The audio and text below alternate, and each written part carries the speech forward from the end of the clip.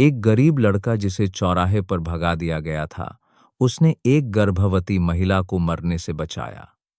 यह जाने बिना कि वह कभी एक आलीशान हवेली में रहती थी, लेकिन गर्भवती होने पर उसके अपने ही पिता ने उसे घर से निकाल दिया था। और कुछ ही हफ्तों बाद सच्चाई तब सामने आई जब उस शक्तिशाली पिता को पता चला कि उसकी बेटी को किसने बचाया था। चमत्कारी कहानियों के चैनल पर आपका फिर से स्वागत है। अगर आप पहली बार इस चैनल पर आए हैं तो सब्सक्राइब करना और नोटिफिकेशन बेल दबाना न भूलें, ताकि मुझे और भी सार्थक कहानियां बनाने की प्रेरणा मिले। अब चलिए इस भावनात्मक यात्रा में मेरे साथ चलिए। मुंबई की दोपहर की धूप टिन की छतों पर पड़कर उन्हें जला रही थी। गाड़ियों के हॉर्न, फेरी वालों की आवाजें और धुएं की गंध मिलकर एक ऐसा गाढ़ा मिश्रण बना रहे थे जो सांस लेना भी मुश्किल कर रहा था। भागते दौड़ते लोगों की भीड़ के बीच एक छोटा सा लड़का दादर के ट्रैफिक जाम में फंसी गाड़ियों के बीच से निकल रहा था। उसका नाम रवि था। 11 साल का, दुबला पतला शरीर, धूप से जली त्वचा और गहरी अजीब तरह से चमकती आंखें। उसके हाथ में एक पुराना प्लास्टिक का वाइपर और पानी की एक धब्बेदार स्प्रे बोतल थी जो उसकी रोजी रोटी का जरिया थी। कुछ सिक्कों के बदले कार के शीशे साफ करना। लोग रवि को कई नामों से बुलाते थे। शीशे साफ करने वाला, लड़का आवारा, या भीख मांगने का नाटक करने वाला। कोई नहीं जानता था कि 3 साल पहले एक झुग्गी में लगी आग में उसकी मां की मौत हो गई थी।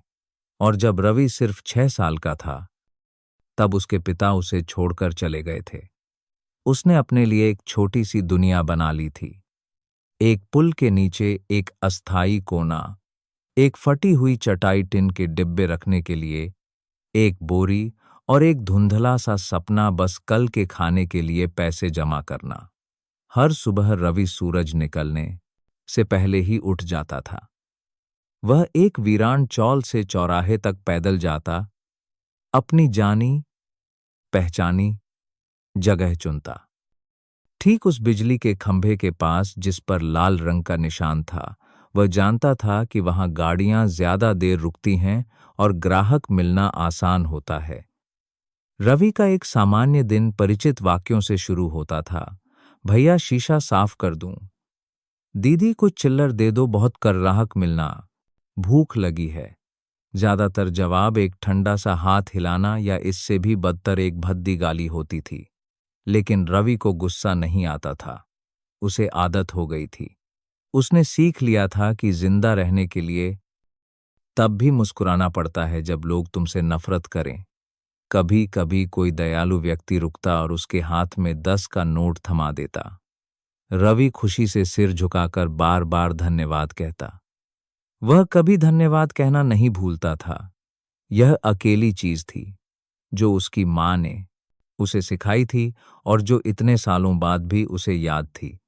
दोपहर में जब धूप सबसे तेज होती, रवि नहर के किनारे एक वीरान इमारत की ओर भाग जाता जहां कुछ और अनाथ बच्चे भी रहते थे।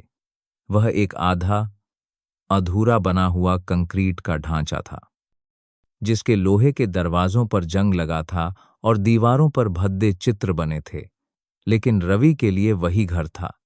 वहां उसके दोस्त थे, लंगड़ा राजू जो उससे 1 साल बड़ा था और एक सड़क दुर्घटना में अपना एक पैर खो चुका था, और छोटी मीना जो उससे छोटी थी, गाना पसंद करती थी लेकिन हकलाती थी।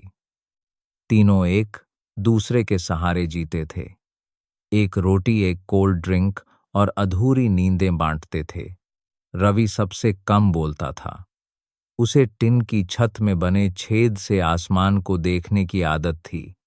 वह कहता था कि यह उम्मीद की खिड़की है, जहां से बारिश आने से ठीक पहले रोशनी अंदर आती है। कई रातें राजू पूछता, अरे तुझे डर नहीं लगता कि बड़ा होकर भी तू ऐसे ही भटकता रहेगा? नहीं, मेरा एक घर होगा, लेकिन ईंटों का नहीं, ऐसा घर जिसमें लोग मुझे छोड़कर नहीं जाएंगे। इस जवाब ने राजू को चुपलाज वे जादू स्केपी है करा दिया। उसे लगा रवि मजाक कर रहा है, लेकिन असल में उसने यह अपने टूटे हुए विश्वास के साथ कहा था। उस दिन एक और सामान्य शाम की तरह रवि सड़क के किनारे खड़ा था। एक बिल्कुल नई सफेद कार का शीशा साफ कर रहा था। कार के अंदर बैठे आदमी ने भौहें चढ़ाकर चिल्लाया, दूर हट गंदे लड़के, अगर मेरी कार पर खरोंच आई तो मैं तुझे मार डालूंगा। रवि डरकर पीछे हट गया, सिर झुकाकर धीरे से माफी मांगी। जब कार तेजी से आगे बढ़ी तो गंदा पानी उसके चेहरे पर आ गया। पास खड़े बच्चे जोर जोर से हंसने लगे। रवि चुपचाप अपनी फटी आस्तीन से अपना चेहरा पोंछता रहा और अपने काम में लग गया। वह जानता था कि भूख उसे स्वाभिमान की इजाजत नहीं देती। रात होने पर रवि ने कुछ एल्यूमीनियम के डिब्बे और प्लास्टिक की बोतलों का एक छोटा थैला जमा किया। वह वीरान इमारत की ओर लौटने ही वाला था कि बारिश शुरू हो गई। मानसून की पहली भारी बारिश और हवा चेहरे पर चुभ रही थी। वह बचने के लिए एक पुराने मंदिर के बगल वाली संकरी गली में भागा। वहां टिन की छत पर बारिश की बूंदें जोर जोर से गिर रही थीं, जिसमें बादलों की गड़गड़ाहट की आवाज भी मिल रही थी। फिर उस शोर के बीच रवि ने एक धीमी, कमजोर, दर्द भरी कराह सुनी। वह ठिठक गया। पहले तो उसे लगा कि यह किसी बिल्ली की आवाज है, लेकिन आवाज लंबी और ज्यादा भारी थी। रवि ने भौहें सिकोड़ीं और धीरे धीरे उस दिशा में बढ़ा जहां से आवाज आ रही थी। गली के आखिरी कोने में कचरे के बोरों और गत्ते के बक्सों के बीच एक महिला सिकुड़ी हुई पड़ी थी। उसका पूरा शरीर भीगा हुआ था, बाल उलझे हुए थे और उसका पेट काफी बड़ा था। जाहिर था कि वह बहुत ज्यादा गर्भवती थी। रवि डर गया। वह इंस्टिंक्टिवली पीछे हट गया। उसका दिल जोर जोर से धड़कने लगा। नहीं, किसी पचड़े में नहीं पड़ना। अगर किसी बड़े ने देख लिया और कहा कि मैंने इस औरत के साथ कुछ किया है तो मैं मर जाऊंगा। लेकिन फिर जैसे ही बिजली चमकी, उसने उसका चेहरा देखा। पीला, होंठ नीले पड़ गए थे और उसकी आंखों में एक कमजोर, जीवन से चिपके रहने की गुहार थी। उसने उसकी सिसकियां सुनी जो उसकी टूटी हुई सांसों में मिल गई थीं। कोई कोई है, मेरी मदद करो। एक लंबी खामोशी छा गई। बारिश अभी भी ठंडी और तेज हो रही थी। रवि वहीं जम सा गया। उसके दिमाग में एक आवाज गूंजी, उसकी मां की एक धुंधली याद की आवाज, बेटा, अगर किसी को तकलीफ में देखो तो मुंह मत मोड़ना, क्योंकि क्या पता कल तुम्हें भी ऐसे ही किसी हाथ की जरूरत पड़े। रवि ने होंठ काटे और फैसला किया। उसने अपना बोरा नीचे रखा, झुका और उसे उठाने की कोशिश की, उसे हिलाते हुए, आंटी, क्या आप मेरी बात सुन सकती हैं? आंटी। उस महिला ने आंखें खोलीं, लेकिन सिर्फ फुसफुसा सकी, दर्द, बहुत दर्द। मेरा बच्चा, वह आने वाला है। रवि कांप गया। उसने गली में चारों ओर देखा, जो अंधेरी और सुनसान थी। कोई नहीं था। उसने अपनी फटी हुई टी शर्ट उतारी और उसके पेट पर रख दी, फिर हवा की तरह भागा। उसे किसी को ढूंढना था, कोई भी जो किसी बच्चे को जन्म देने में मदद करना जानता हो। बारिश सीधे उसके चेहरे पर पड़ रही थी। आंसू बारिश में मिल गए। रवि भागते हुए हाँफ रहा था। शांति अम्मा, शांति अम्मा, मदद करो, गली में कोई मरने वाला है। रवि शांति अम्मा के दाल चावल के ठेले पर पहुंचा, जो गली के कोने में बेचने वाली लगभग 50 साल की एक महिला थीं। वह उन कुछ लोगों में से थीं जो आवारा बच्चों को नहीं भगाती थीं। रवि की घबराई हुई आवाज सुनकर वह घबराकर बाहर भागी। क्या हुआ बेटा? एक आंटी गली में पड़ी हैं। उनका पेट बहुत बड़ा है, शायद बच्चा होने वाला है। रवि हाँफते हुए बोल रहा था। उसका पूरा शरीर ठंड और डर से कांप रहा था। शांति अम्मा ने एक रेनकोट पकड़ा और बिना कोई और सवाल पूछे दोनों मूसलाधार बारिश में दौड़ पड़े। छोटी गली अंधेरी थी। सड़क की रोशनी बारिश के पानी से धुंधली हो गई थी। जब वे वहां पहुंचे तो शांति अम्मा झुकीं और महिला की सांसें झांचीं। वह अभी भी जिंदा थी, लेकिन बहुत कमजोर थी। उन्होंने उसका कपड़ा उठाया और देखा कि पेट कठोर है, सांसें रुक रुक कर आ रही हैं, जो समय से पहले प्रसव के संकेत थे। हे भगवान, बच्चा होने वाला है, अस्पताल ले जाने का समय नहीं है। शांति अम्मा रवि की ओर मुड़ी। बेटा, मेरे लिए एक कंबल, एक बाल्टी और थोड़ा साफ पानी ढूंढो, जल्दी करो। रवि भागा, उसके पैर ठंडे बारिश के पानी में डूबे हुए थे। वह पास की वीरान इमारत में वापस गया जहां बच्चे रहते थे। उसने एक पुराना कंबल और एक प्लास्टिक की बाल्टी निकाली। बाल्टी आधी बारिश के पानी से भरी थी। वह कांपते हाथों से उसे वापस ले आया। शांति अम्मा ने अपना रेनकोट उतारा, कंबल नीचे बिछाया और महिला को उस पर ठीक से लिटाया। उन्होंने शांत लेकिन दृढ़ आवाज में कहा, बहन, हिम्मत रखो, मेरे साथ साथ सांस लो, बस होने ही वाला है, थोड़ी और हिम्मत करो। महिला ने उठने की कोशिश की और रवि का हाथ कसकर पकड़ लिया। उसके नाखून उसकी त्वचा में चुभ गए, जिससे तेज दर्द हुआ, लेकिन रवि ने अपना हाथ पीछे नहीं खींचा। वह झुका और उसके कान के पास फुसफुसाया, डरो मत, मैं यहीं हूं। अपने असहनीय दर्द के बीच वह धीरे से मुस्कुराई। उसकी धुंधली आंखों में थोड़ा सा विश्वास चमक उठा, जो उस घनी बारिश वाली रात में एक कमजोर सी रोशनी की किरण थी। बादलों की गड़गड़ाहट हुई और फिर एक बच्चे के पहले रोने की आवाज ने रात की खामोशी को चीर दिया। शांति अम्मा ने कांपते हुए उस लाल बच्चे को उठाया और उसे अपनी साड़ी में लपेट लिया। रवि वहीं खड़ा रह गया। उसकी आंखें खुली की खुली रह गईं। जीवन में पहली बार उसने एक नए जीवन को अपनी आंखों के सामने जन्म लेते देखा था। शांति अम्मा ने राहत की सांस ली और बच्चे को उसकी मां के हाथों में रख दिया। महिला ने अपने बच्चे को गले लगाया, उसके आंसू बारिश के पानी में मिल गए और उसने अपनी कमजोर सांसों के बीच धीरे से कहा, मैं आप दोनों की आभारी हूं। मुझे अकेला न छोड़ने के लिए धन्यवाद। रवि ने सिर झुका लिया, उसे समझ नहीं आया कि क्या कहे। उसके दिल में अचानक एक अजीब गर्म और गर्व की भावना भर गई। उसके पास कुछ भी नहीं था, लेकिन उसने अभी अभी किसी को जिंदा रहने में मदद की थी।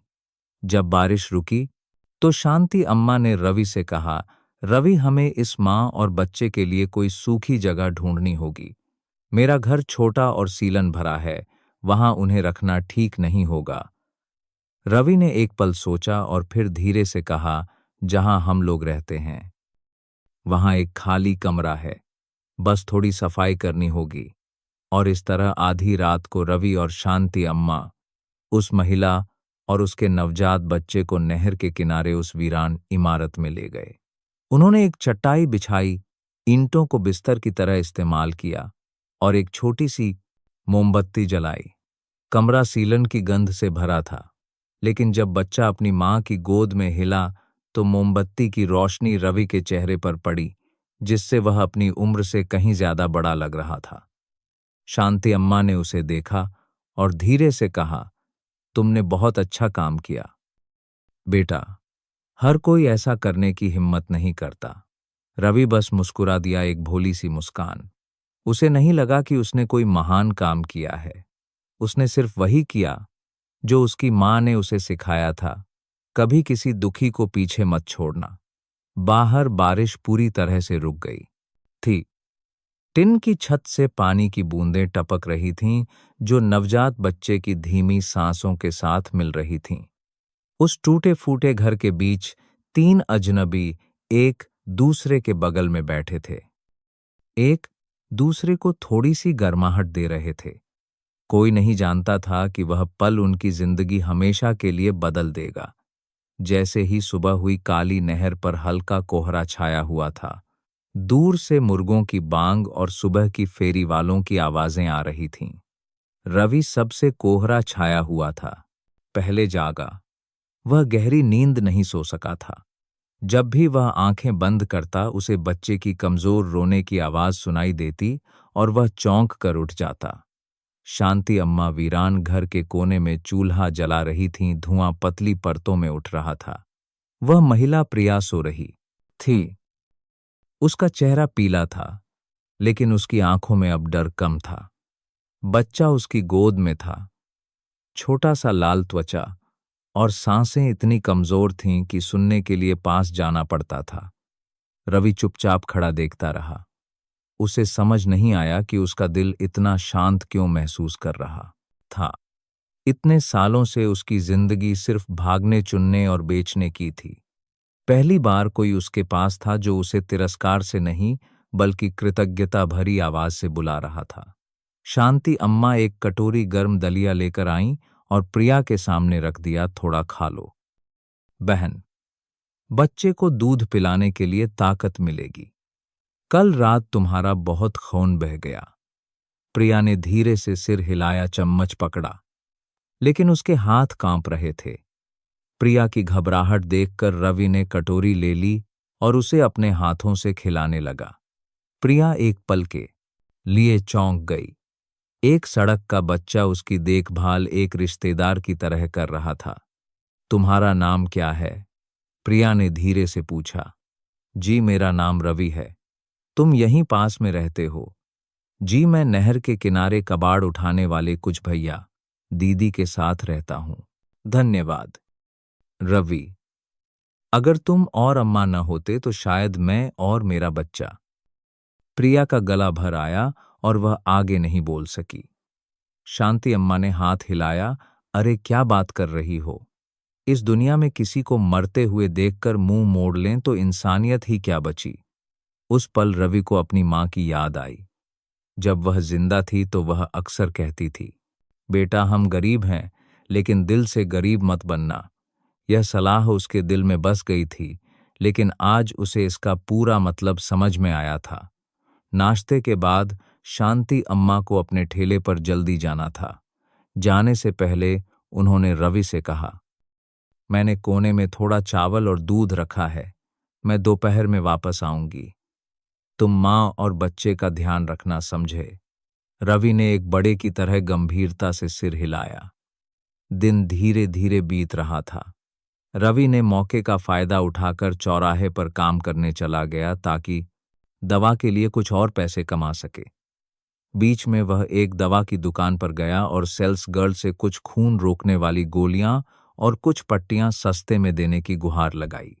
मालकिन ने रवि के मैले कुचैले कपड़ों को देखकर उसे भगाने का सोचा, लेकिन फिर जब उसने उसे अपनी मुट्ठी से कुचले हुए सिक्के निकालते देखा और उसकी आंखों में मासूमियत देखी तो उसका दिल पिघल गया। ठीक है, मैं तुम्हारे लिए कुछ पैसे कम कर देती हूं, लेकिन इन्हें ध्यान से रखना, दवा गीली नहीं होनी चाहिए। जी, आपका बहुत बहुत धन्यवाद। रवि दवा का पैकेट लेकर ऐसे भागा जैसे हवा में उड़ रहा हो। उसके दिमाग में बस उस कमजोर महिला और फटे कंबल में सो रहे बच्चे का ख्याल था। उसने कभी किसी के लिए इतनी चिंता नहीं की थी। शाम को प्रिया जागी और देखा कि रवि गत्ते के एक टुकड़े से लोहे के दरवाजे को ठीक कर रहा है। उसने धीरे से पूछा, तुम ऐसा क्यों कर रहे हो ताकि हवा अंदर ना आए? आपको और बच्चे को ठंड नहीं लगेगी। धन्यवाद बेटा। प्रिया एक पल के लिए चुप रही और फिर बोली, जानते हो जब मैं घर पर थी तो मुझे लगता था कि पैसे से सब कुछ खरीदा जा सकता है। जी, लेकिन अब मैं बस इस तरह शांति से लेटने की उम्मीद करती हूं। रवि पूरी तरह से समझ नहीं पाया, लेकिन उसने उसकी आवाज में उदासी महसूस की। वह बस एक मासूम और सच्ची मुस्कान के साथ मुस्कुराया, मैं गरीब हूं, लेकिन मुझे लगता है कि यह जगह किसी भी और जगह से ज्यादा गर्म है। बाहर सूरज धीरे धीरे डूब रहा था। शाम की रोशनी टूटी हुई खिड़की से छनकर उन तीन छोटे इंसानों के चेहरों पर पड़ रही थी। एक सड़क का बच्चा, एक त्यागी हुई मां और एक नवजात शिशु। तीन असंबंधित जीवन अब करुणा के एक पतले धागे से जुड़ गए थे। उस रात प्रिया अपने बच्चे के रोने से जागी। रवि अभी भी दरवाजे पर पहरा दे रहा था, सोया नहीं था। उसने जल्दी से बच्चे को उठाकर उसकी मां को दे दिया। जब बच्चे ने दूध पी लिया तो प्रिया ने उसे आंसुओं से भरी आंखों से देखा। रवि, अगर एक दिन मैं जा सकी तो क्या तुम मेरे साथ चलना चाहोगे? मैं तुम्हें स्कूल भेजूंगी, एक अच्छा काम दिलाऊंगी। रवि ने धीरे से सिर हिलाया। उसकी आवाज गहरी थी।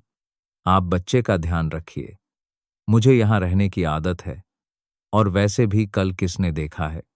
इस सरल से वाक्य ने प्रिया को निशब्द कर दिया। शहर के अंधेरे में उस अनाथ बच्चे के पास कुछ ऐसा था जो कई अमीर लोगों के पास नहीं था, अच्छाई में विश्वास। सोने से पहले प्रिया ने पूछा, अगर तुम्हें एक इच्छा मांगने का मौका मिले तो तुम क्या मांगोगे? रवि ने सोचा और फिर धीरे धीरे कहा, एक ऐसा घर जो टपकता न हो, जहां से कोई निकाले नहीं, लेकिन उसमें ऐसे लोग होने चाहिए जो एक दूसरे से प्यार करें। बड़ा होने की जरूरत नहीं, बस कोई हो जो मुझ पर विश्वास करे। प्रिया ने अपना चेहरा दूसरी तरफ कर लिया, उसके आंसू चुपचाप बहने लगे। वह समझ गई कि उस रात उस प्रयास वीरान घर में उसे सिर्फ बचाया नहीं गया था, बल्कि उसे फिर से इंसानों पर विश्वास करना सिखाया गया था। अगले कुछ दिनों में नहर के किनारे उस छोटे से वीरान घर में उन 3 लोगों की जिंदगी ने एक नई लय पकड़ ली। सुबह रवि चौराहे पर शीशे साफ करने और कबाड़ उठाने जाता। दोपहर में वह थोड़ा चावल और दूध खरीद कर लाता, और प्रिया, जिस महिला को रवि ने बचाया था, धीरे धीरे ठीक हो रही थी और अब उतनी पीली नहीं दिख रही थी। उसकी आंखों में थोड़ी जान वापस आ गई थी। उस सुबह जब सूरज की रोशनी टूटी हुई खिड़की से छनकर प्रिया के चेहरे पर पड़ी, तो रवि नहर के पानी को एक कपड़े से छानकर बच्चे के लंगोट धो रहा था। वह सावधान और धैर्यवान था, बिल्कुल एक छोटे पिता की तरह जो बड़ा होना सीख रहा हो।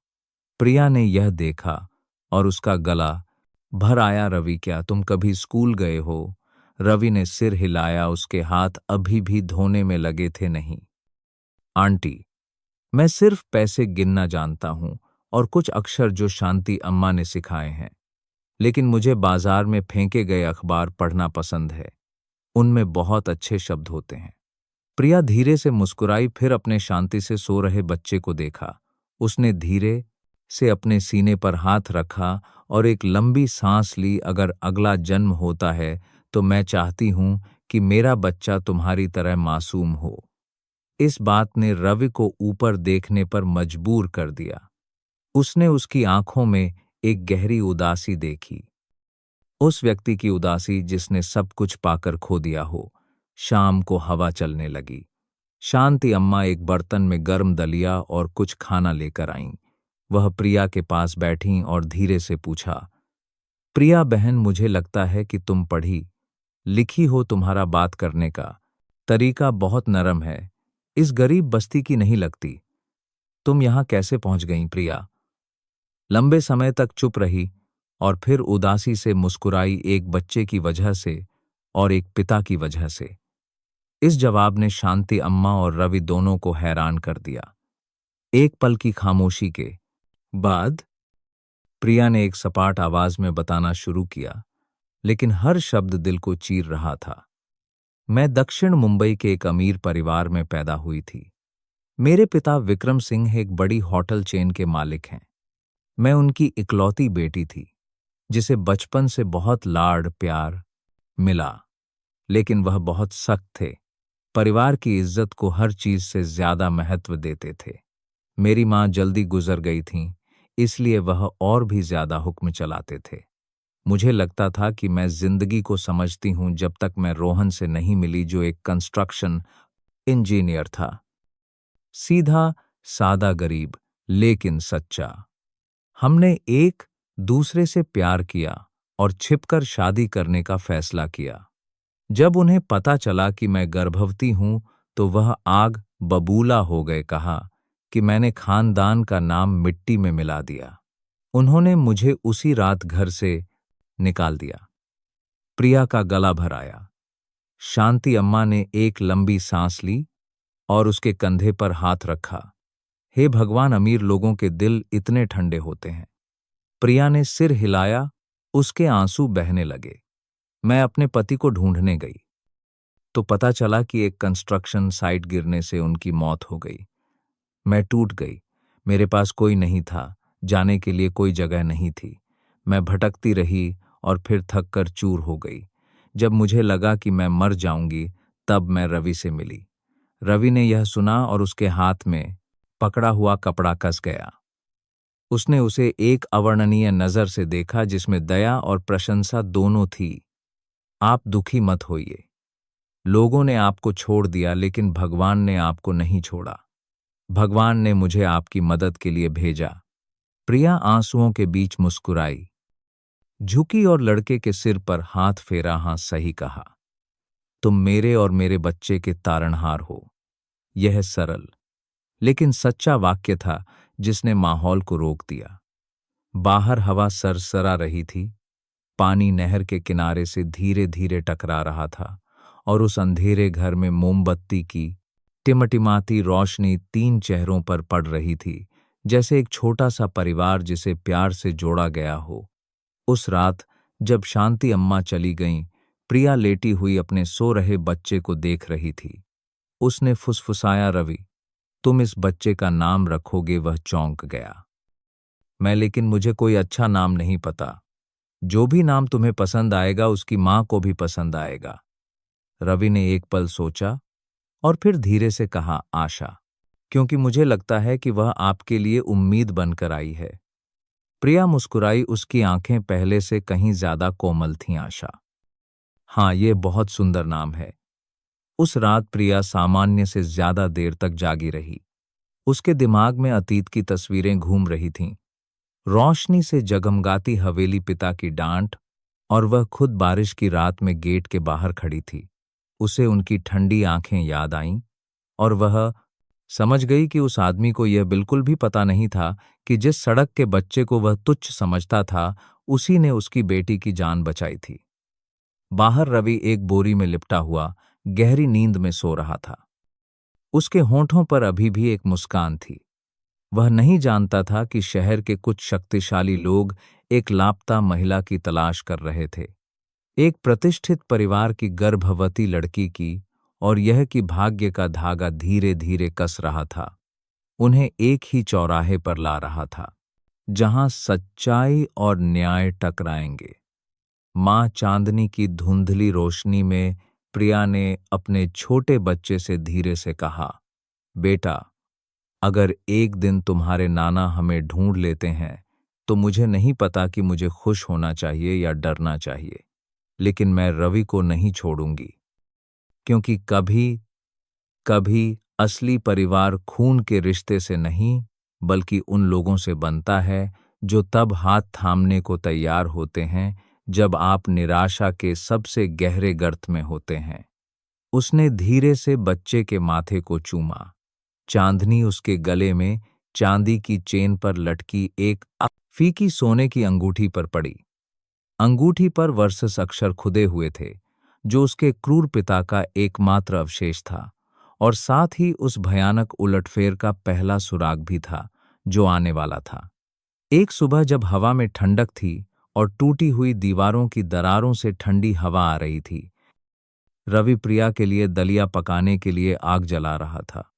तभी उसने अचानक बच्चे आशा के जोर से रोने की आवाज सुनी। वह घबराकर भागा। प्रिया बच्चे को गोद में लिए हुए थी। उसका चेहरा पीला पड़ गया था और ठंडे मौसम के बावजूद पसीना आ रहा था। रवि, आशा बहुत गर्म है। उसका शरीर आग की तरह जल रहा है। रवि घबरा गया। उसने बच्चे के माथे को छुआ जो तप रहा था। उसने चारों ओर देखा। उसे समझ नहीं आया कि क्या करे। शांति अम्मा आज शहर से बाहर थी, मदद के लिए कोई नहीं था।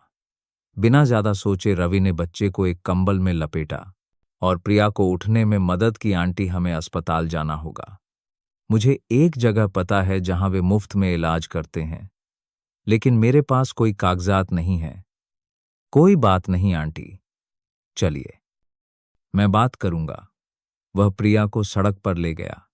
रात की बारिश के बाद सड़क गीली थी। गाड़ियां जा रही थीं, हर कोई जल्दी में था।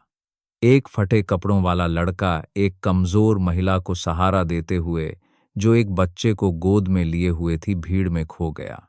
कई आंखें उन्हें देख रही थीं। कुछ लोग फुसफुसा रहे थे, स्थानीय स्वास्थ्य केंद्र में ड्यूटी पर मौजूद नर्स ने उन्हें देखकर भगाने का सोचा, यह मानकर कि वे भिखारी हैं। लेकिन फिर जब उसने लाल तेजी से सांस लेते बच्चे को देखा तो वह जल्दी से बाहर भागी है। भगवान, बच्चे को इतना तेज बुखार है, इसे जल्दी अंदर लाओ। रवि ने राहत की सांस ली। उसने बच्चे को बिस्तर पर लिटाने में मदद की, अपने पुराने कपड़ों के किनारे को कसकर पकड़े हुए चिंता से देख रहा था। प्रिया एक तरफ कांपते हुए बैठी थी। नर्स ने दवा घोली, शरीर को पोंछा और फिर पूछा, आपका नाम क्या है, आप कहाँ रहती हैं? प्रिया झिझकी। वह जवाब देने ही वाली थी कि रवि बोल पड़ा, जी, इनका नाम प्रिया है, नहर के किनारे की बस्ती में रहती हैं। इन्होंने अभी अभी बच्चे को जन्म दिया है। कोई घर नहीं है। नर्स की आंखों में नरमी आ गई। ठीक है, बच्चे को गर्म रखो, ठंड न लगने देना। अच्छा हुआ कि तुम समय पर आ गए। बच्चे को बुखार कम करने का इंजेक्शन दिया गया और वह धीरे धीरे शांत हो गया। प्रिया ने बच्चे को गले लगाया, उसकी आंखें लाल थीं। उसने धीरे से रवि से कहा, अगर तुम न होते तो पता नहीं मेरा और मेरे बच्चे का क्या होता। रवि मुस्कुराया, माथे का पसीना पोंछते हुए, मैंने वादा किया था, मैं आप दोनों की रक्षा करूंगा। जब वे जाने की तैयारी कर रहे थे तो नर्स ने उन्हें एक छोटा सा कागज दिया। मैंने एक चैरिटी सेंटर का पता लिखा है। वे अकेली माताओं की मदद करते हैं। शायद वे तुम्हें अस्थायी आश्रय दे सकें। प्रिया ने उसे ले लिया। उसके दिल में एक छोटी सी उम्मीद जगी। लेकिन जैसे ही वे केंद्र से बाहर निकले, एक चमकदार काली कार दरवाजे के सामने आकर रुकी। अंदर से एक अधेड़ उम्र का आदमी उतरा, जिसका व्यक्तित्व प्रभावशाली था, सूट पहने हुए और चेहरा गंभीर था। वह फोन पर बात कर रहा था। उसकी आवाज में जल्दबाजी थी, ढूंढते रहो। लड़की का नाम प्रिया है, 8 महीने से ज्यादा की गर्भवती है। वह लगभग 2 महीने से लापता है। जो भी खबर देगा उसे बड़ा इनाम मिलेगा। प्रिया जमसी गई। उसका चेहरा सफेद पड़ गया। बच्चे को कसकर पकड़े हुए उसके हाथ कांपने लगे। वह विक्रम सिंह था, उसका अपना पिता। रवि को समझ नहीं आया कि क्या हो रहा है। उसने बस देखा कि प्रिया एक कदम पीछे हट गई। उसकी आंखों में डर भरा हुआ था। क्या हुआ आंटी? वह मेरे पिता हैं, उसकी आवाज भर आई। अगर उन्हें पता चला तो वह मेरे बच्चे को नहीं छोड़ेंगे। लड़का हैरान था। वह उसकी बात पूरी तरह से नहीं समझ पाया, लेकिन उसने उसके असली डर को महसूस किया। रवि ने उसका हाथ खींचा और उसे पीछे की एक संकरी गली में छिपा दिया। दोनों गत्ते के बक्सों के ढेर के बीच छिप गए। कदमों की आहट और कार के इंजन की आवाज को दूर जाते हुए सुना। प्रिया ने बच्चे को गले लगाया और हाँफने लगी। वह बुरे इंसान नहीं है, लेकिन उन्हें सिर्फ अपनी इज्जत की परवाह है। अगर उन्हें पता चला कि आशा रोहन की बेटी है तो वह उसे एक धब्बा समझेंगे। रवि ने सिर झुकाया, फिर ऊपर देखा और दृढ़ता से कहा, मुझे नहीं पता कि वह कौन है, लेकिन अगर उन्होंने आपको डराने की हिम्मत की तो मैं उन्हें चैन से नहीं रहने दूंगा। यह एक मासूम लेकिन दृढ़ बयान था, जिसने प्रिया को आंसुओं के बीच हंसा दिया। एक 11 साल का बच्चा, दुबला पतला, गरीब, उसके और उसके शक्तिशाली पिता के बीच खड़ा था। यह वह पल था जब उसे लगा कि वह अब अकेली नहीं है। उस रात वीरान घर में प्रिया अपने गले में लटकी पुरानी सोने की अंगूठी को देख रही थी। मोमबत्ती की रोशनी में वर्सज अक्षर चमक रहे थे। रवि ने उत्सुकता से पूछा, आंटी वह अंगूठी किसकी है? प्रिया झिझकी और फिर बताया, मेरे पिता की। उन्होंने एक बार कहा था कि जब मैं इंसानों की असली कीमत समझ जाऊंगी तभी वह मुझे वापस अपनाएंगे। मैंने इसे एक वादे की तरह रखा था, जो अब एक अभिशाप बन गया है। उसने अंगूठी उतारी और रवि के हाथ में रख दी। इसे अपने पास रखो। अगर कुछ हो जाता है तो इसे सिंह टावर ले जाना और विक्रम सिंह से मिलना। वह समझ जाएंगे।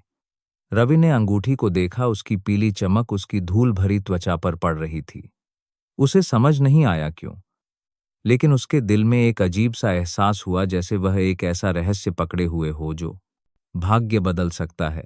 उस रात फिर से बारिश होने लगी। रवि पानी की टपकती आवाज सुनता रहा। मोमबत्ती धीरे धीरे बुझ रही थी। उसने प्रिया और उसके बच्चे की ओर देखा। उनके चेहरे नींद में शांत थे। उसने फुसफुसाया, मैं वादा करता हूं, चाहे कुछ भी हो जाए, मैं किसी को भी आपको रुलाने नहीं दूंगा। बाहर शहर अभी भी रोशनी से जगमगा रहा था। सिंह टावर के सबसे ऊंचे माले पर विक्रम सिंह कांच की खिड़की के सामने बैठे बारिश देख रहे थे। वह नहीं जानते थे कि जो व्यक्ति उनके जीवन के पश्चाताप की चाबी थामे हुए था, वह सिर्फ एक सड़क का बच्चा था जिसका नाम रवि था। 3 दिन बाद बारिश अभी अभी रुकी थी। शहर में हवा अभी भी नम थी, लेकिन रवि का दिल इससे भी ज्यादा भारी था। उसे समझ नहीं आया कि प्रिया इतनी चुप क्यों हो गई थी।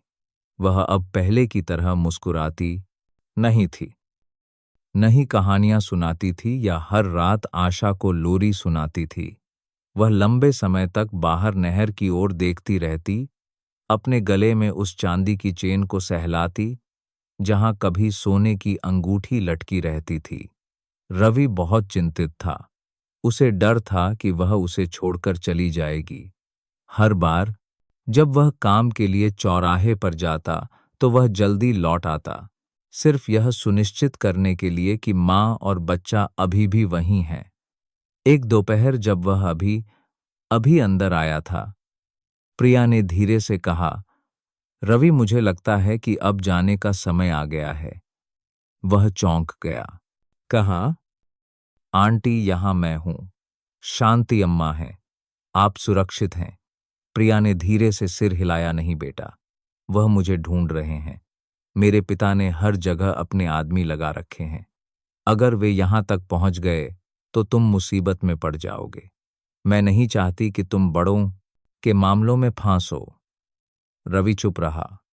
उसकी आंखें आंसुओं से भर गईं, लेकिन उसने उन्हें रोकने की कोशिश की। आंटी, आप मेरी बात नहीं समझ रही हैं।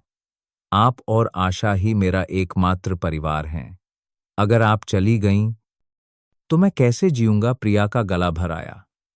उसने लड़के के पसीने से भीगे बालों पर हाथ फेरा। रवि, तुमने मुझे विश्वास दिलाया कि इस दुनिया में अभी भी अच्छाई बाकी है, लेकिन कुछ चीजें हैं जिनका सामना बड़ों को करना पड़ता है। मुझे अपने पिता से मिलना है, माफी मांगने के लिए नहीं, बल्कि अपने बच्चे की रक्षा के लिए। उस शाम जब प्रिया सो गई, रवि दरवाजे के बाहर बैठा रहा। उसके हाथ में अभी भी सोने की अंगूठी कसकर पकड़ी हुई थी। उसने बहुत देर तक सोचा, अगर विक्रम सिंह प्रिया के पिता थे, अगर उन्होंने उसे घर से निकाल दिया था, तो क्या उन्हें अब अपनी गलती का एहसास हुआ होगा? यह सवाल उसके दिमाग में तब तक गूंजता रहा जब तक सुबह नहीं हो गई। अगली सुबह रवि ने फैसला किया। उसने अंगूठी अपनी जेब में रखी और शहर के केंद्र की ओर लगभग 2 घंटे पैदल चला। सिंह टावर उसके सामने खड़ा था, एक ऊंची चमकदार इमारत जिसके कांच के दरवाजे सूरज की रोशनी को चाकू की तरह परावर्तित कर रहे थे। गेट पर मौजूद गार्ड ने उसे देखकर भौहें सिकोड़ीं। ए लड़के, यहां क्या कर रहा है? मैं विक्रम सिंह से मिलना चाहता हूं। विक्रम सिंह कौन है जिससे तू मिलना चाहता है? बाहर निकल। रवि पीछे हटा, फिर अपनी जेब से अंगूठी निकालकर ऊपर उठाई। यह उनकी है। प्रिया आंटी ने मुझे यह वापस देने के लिए कहा है। गार्ड ने ध्यान से देखा। उसका चेहरा थोड़ा बदल गया। एक पल बाद उसने अपने वॉकी टॉकी पर बात की। एक छोटा लड़का आया है जिसके पास वर्स लिखी अंगूठी है। कह रहा है कि यह साहब की है। सिर्फ 10 मिनट बाद एक काले सूट में एक अधेड़ उम्र का आदमी दिखाई दिया। वह विक्रम सिंह था। उसने उसे सिर से पांव तक देखा। उसकी आंखें चाकू की तरह ठंडी थीं। यह तुम्हारे पास कैसे आई? प्रिया आंटी ने मुझे यह देने के लिए कहा। उन्होंने कहा कि आप समझ जाएंगे। विक्रम सिंह का चेहरा एक पल के लिए कांपा और फिर सख्त हो गया। उसने उसे अपने पीछे आने का इशारा किया। वे लिफ्ट में 20वीं मंजिल पर उसके ऑफिस में गए। जगह ठंडी और साफ थी। हर चीज इतनी चमकदार थी कि रवि को पैर रखने में भी झिझक हो रही थी। वह कुर्सी पर बैठ गया। उसकी आवाज गहरी थी। मेरी बेटी कहाँ है प्रिया आंटी? और आशा नहर के पास एक वीरान घर में है, लेकिन वह आपसे डरती हैं। उन्होंने कहा कि आप उन्हें माफ नहीं करेंगे। विक्रम सिंह चुप रहे। उनका हाथ थोड़ा कांपा। उनकी आंखें दूर कहीं देख रही थीं, जैसे वह शून्य में देख रहे हों। एक पल बाद वह उठे, कांच की खिड़की के पास गए और धीरे से कहा, लगभग खुद से, मैंने एक दुर्घटना में अपना बेटा खो दिया। मैं अपनी बेटी को भी नहीं खोना चाहता, लेकिन उसने गलत रास्ता चुना। मैं बस चाहता था कि वह समझे कि इस परिवार की इज्जत को रौंदा नहीं जा सकता। रवि ने ऊपर देखा और हर शब्द पर जोर देते हुए कहा, लेकिन प्रिया आंटी ने कुछ गलत नहीं किया। वह सिर्फ किसी से प्यार करती थीं। और आप, क्या आप उनसे प्यार करते हैं? इस सवाल ने विक्रम सिंह को मुड़ने पर मजबूर कर दिया। उन्होंने सीधे उस लड़के को देखा, एक नंगे पांव का बच्चा जिसकी आंखें इतनी चमकदार थीं कि वह बात कहने की हिम्मत कर रहा था जो बड़े लोग जिंदगी भर नहीं कह पाते। वह बहुत देर तक चुप रहे। फिर धीरे धीरे उन्होंने कहा, मुझे उसके पास ले चलो। उस दोपहर काली चमकदार कार नहर के किनारे उस वीरान इलाके के सामने रुकी। प्रिया लंगोट सुखा रही थी। कार को रुकते देख वह जम सी गई। कार का दरवाजा खुला। विक्रम सिंह बाहर निकले। ठंडी हवा ने उनके सूट को फड़फड़ाया।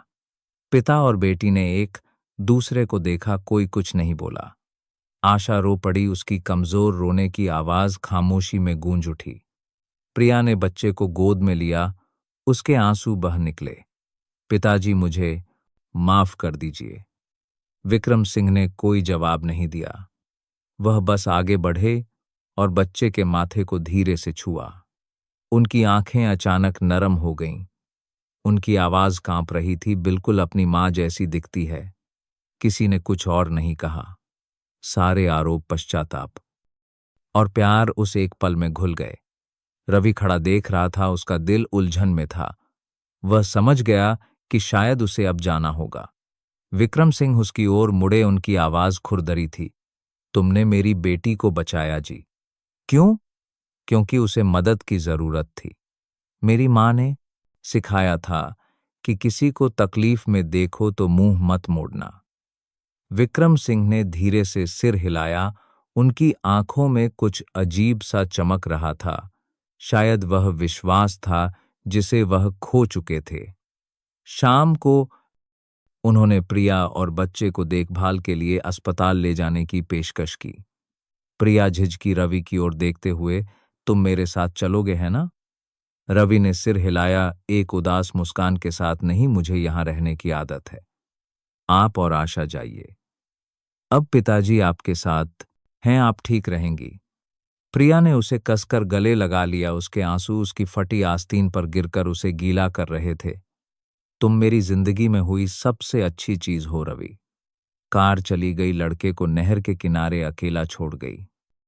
वह दूर जाती लाल बत्तियों को देखता रहा। बारिश फिर से शुरू हो गई। बारिश की आवाज में रवि ने अपना चेहरा ऊपर उठाया और धीरे से मुस्कुराया। एक ऐसे व्यक्ति की मुस्कान जिसने अभी अभी कुछ खोया था, लेकिन कुछ पाया भी था।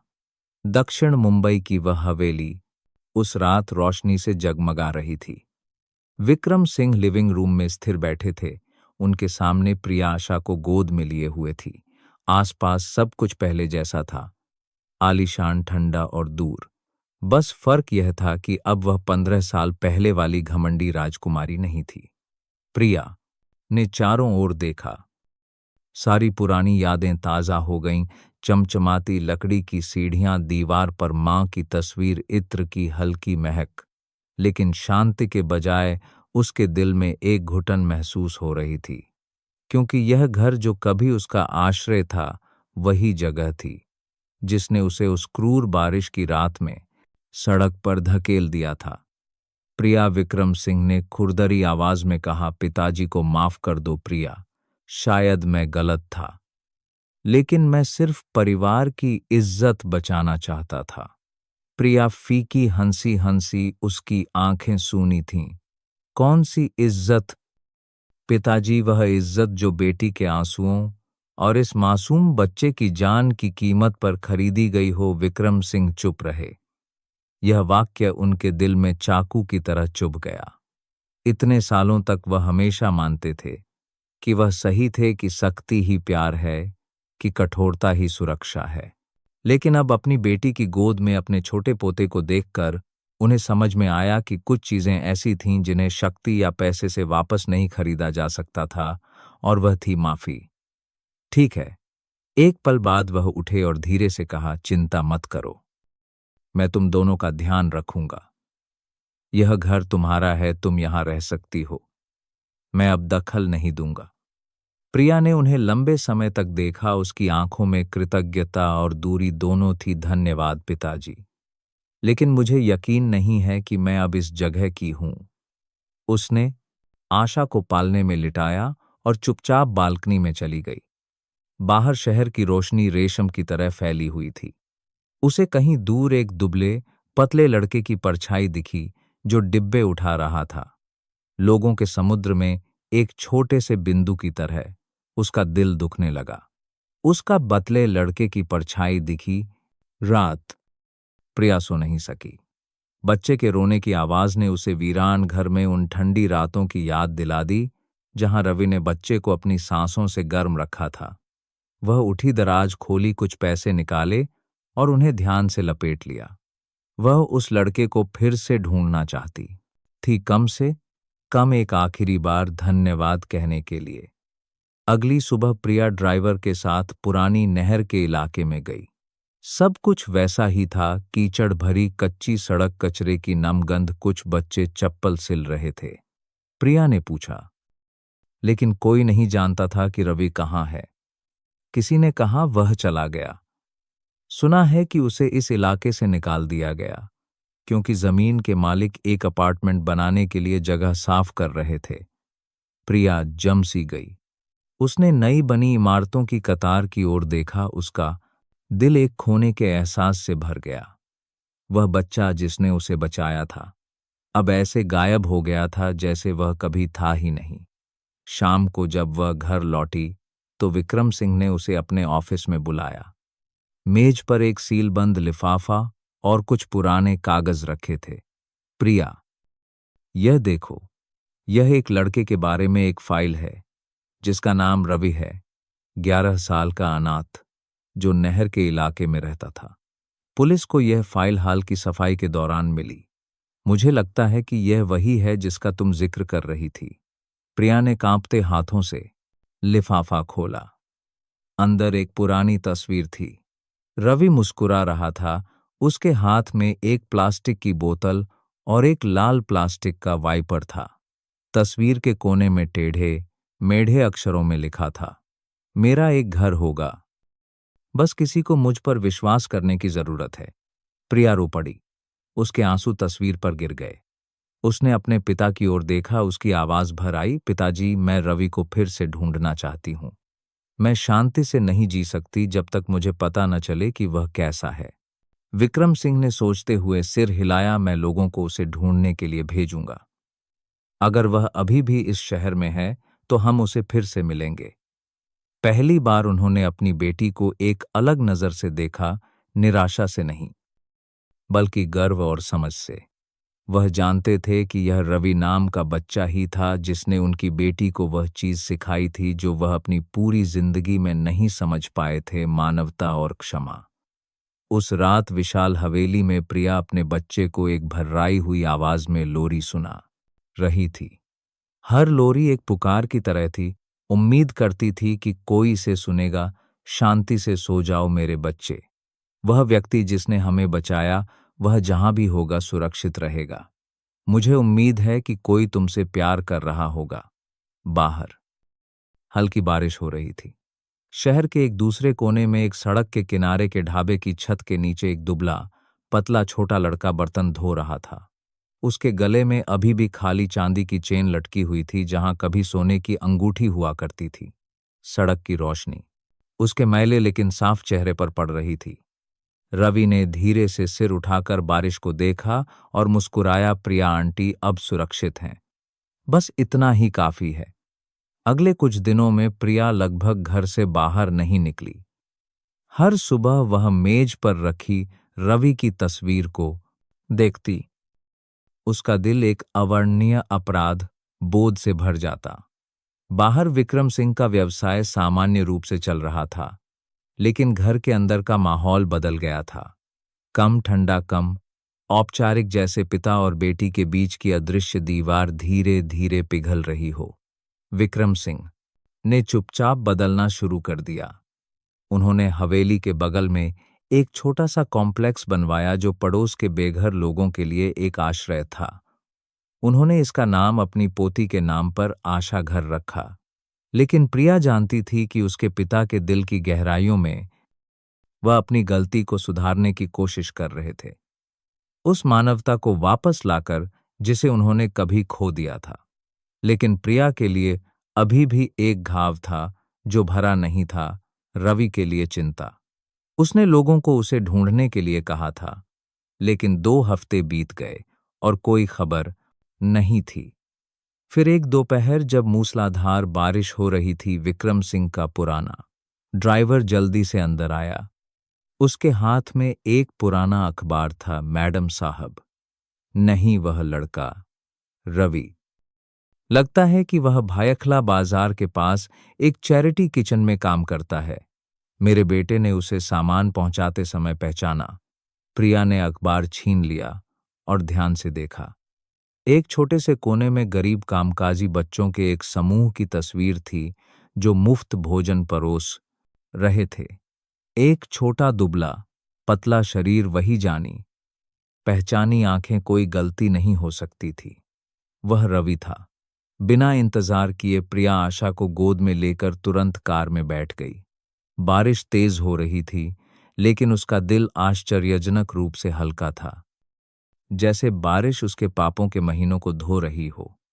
जब वह चैरिटी किचन पहुंची तो उसने रवि को बर्तन धोते देखा। उसके हाथ खरोंच से भरे थे, कपड़े भीगे हुए थे। वह अभी भी मुस्कुरा रहा था, काम करते हुए धीरे धीरे गा रहा था। उसकी आवाज शहर के शोर के बीच साफ सुनाई दे रही थी। प्रिया अंदर गई और धीरे से पुकारा, रवि। वह मुड़ा। एक पल के लिए दोनों एक दूसरे को देखते रह गए। अमीर और गरीब की दुनिया की सारी दूरियां जैसे मिट गईं। उसने बर्तनों का ढेर गिरा दिया और उसकी ओर भागा झिझकते हुए, आंटी, आप मुझे ढूंढ रही थीं। हाँ, मैं तुम्हें ढूंढ रही थी। मैं तुम्हारी बहुत कर्जदार हूं, रवि। वह घुटनों के बल बैठ गई और लड़के को कसकर गले लगा लिया, सभी की आश्चर्यचकित नजरों के बीच। उसकी गोद में छोटी आशा धीरे से मुस्कुराई। उसके छोटे से हाथ ने रवि की उंगली पकड़ ली। उस पल बाहर बारिश रुक गई। थोड़ी देर बाद विक्रम सिंह भी आ गए। ड्राइवर ने उन्हें खबर दे दी थी। वह चैरिटी किचन के दरवाजे पर खड़े थे। अपनी बेटी और उस अनाथ लड़के को देखकर उनके दिल में एक अजीब सा एहसास हुआ, शर्म और कृतज्ञता दोनों। वह आगे बढ़े, उनकी आवाज खुरदरी थी। तुम रवि हो जी? नमस्ते अंकल। मैंने सुना है कि तुमने मेरी बेटी और इस पोती को बचाया। रवि ने सिर खुजलाया और शर्माते हुए मुस्कुराया, मैंने किसी को नहीं बचाया। मैंने बस देखा कि किसी को मदद की जरूरत है तो मैंने मदद की। विक्रम सिंह ने उसे बहुत देर तक देखा, फिर चैरिटी किचन के मैनेजर की ओर मुड़े। आज से यह लड़का आशा घर में रहेगा और पढ़ेगा। मैं उसकी देखभाल अपने बेटे की तरह करूंगा। रवि ने आंखें फाड़कर सिर हिलाया, नहीं अंकल, इसकी जरूरत नहीं है। मुझे आदत है, मैं अपना ध्यान खुद रख सकता हूं। प्रिया ने धीरे से उसका हाथ पकड़ा और कहा, रवि, तुमने मुझे फिर से जीने का मौका दिया। अब क्या तुम मुझे यह कर्ज चुकाने दोगे? उसने उसे देखा, फिर आशा को देखा। उसकी गोल आंखें उतनी ही मासूम थीं जितनी पहली बार बारिश में मिली थीं। उसने धीरे से सिर हिलाया। अगले दिन रवि आशा घर चला गया। यह वह जगह थी जिसे विक्रम सिंह ने बेघर लोगों के लिए बनवाया था। वह अभी भी बर्तन धोता था, अभी भी बड़े लोगों के साथ पढ़ना लिखना सीखता था, लेकिन पहले से अलग था। अब उसके पास एक जगह थी जिसे वह घर कह सकता था और कोई था जो हर शाम उसका इंतजार करता था। अपने नए छोटे कमरे में पहली रात रवि छत को देखता रहा जहां से पीली कोमल रोशनी आ रही थी। उसने अपनी जेब से एक कुचला हुआ कागज का टुकड़ा निकाला जिसे उसने नहर के किनारे रहते हुए लिखा था, मेरा एक घर होगा, बस किसी को मुझ पर विश्वास करने की जरूरत है। वह मुस्कुराया, उसे तह करके अपने तकिए के नीचे रख दिया। बाहर प्रिया आशा को एक गर्म आवाज में लोरी सुना रही थी, जबकि विक्रम सिंह गलियारे में चुपचाप खड़े थे, एक चमकदार खिड़की से देख रहे थे, जहां तीन लोग तीन भाग्य एक साथ बैठे थे। लेकिन उस पल उन्हें एहसास हुआ कि कभी कभी जो चीज इंसान को महान बनाती है वह धन या प्रसिद्धि नहीं है, बल्कि दूसरों को मानवता की आंखों से देखने के लिए झुकने की हिम्मत है। रात में फिर से बारिश हुई, लेकिन अब यह ठंडी नहीं थी। हर बूंद एक नई शुरुआत के लिए एक ताल की तरह गिर रही थी। उन दिलों की शुरुआत जो कभी टूटे हुए थे, अब फिर से प्यार करना जानते थे। उस भाग्यशाली दिन के 3 साल बाद वह दुबला पतला फटे कपड़ों वाला रवि अब 14 साल का हो गया था। वह लंबा मजबूत हो गया था और उसकी आंखें अभी भी उतनी ही चमकदार थीं जितनी पहले दिन थीं। उस व्यक्ति की चमक जो अंधेरे से बाहर आया था, बिना अंधेरे को खुद पर हावी होने दिए। आशा घर अब विक्रम सिंह की हवेली के बगल में एक छोटा सा कॉम्प्लेक्स नहीं था, यह एक वास्तविक सामुदायिक केंद्र बन गया था, जहां दर्जनों अनाथ बच्चे और बेघर लोग पढ़ सकते थे, खा सकते थे और काम कर सकते थे। विक्रम सिंह ने पैसा लगाया, लेकिन रोजमर्रा का संचालन रवि, प्रिया और एक स्वयंसेवी टीम द्वारा किया जाता था। रवि ने बहुत जल्दी सीखा। हर सुबह चैरिटी स्कूल में पढ़ने के बाद वह केंद्र में छोटे बच्चों को अक्षर सिखाने, बिजली ठीक करने, खाना पकाने और बागवानी में मदद करता था। प्रिया हमेशा उसे गर्व से देखती थी, एक माँ और एक दोस्त दोनों की तरह, जिसने उसके साथ तूफानों का सामना किया था। एक दोपहर मानसून की पहली बारिश मूसलाधार होने लगी। केंद्र में हर कोई छत को ढकने में व्यस्त था। रवि बच्चों को किताबें हटाने में मदद कर रहा था। तभी उसने गेट के बाहर एक कार रुकने की आवाज सुनी। सूट पहने कुछ लोग फाइलें लेकर उतरे, जिनका नेतृत्व एक युवा चश्मा पहने ठंडे चेहरे वाला आदमी कर रहा था। आज हम रियल एस्टेट कंपनी उदय निर्माण का प्रतिनिधित्व कर रहे हैं। यह इमारत विवादित भूमि पर बनी है।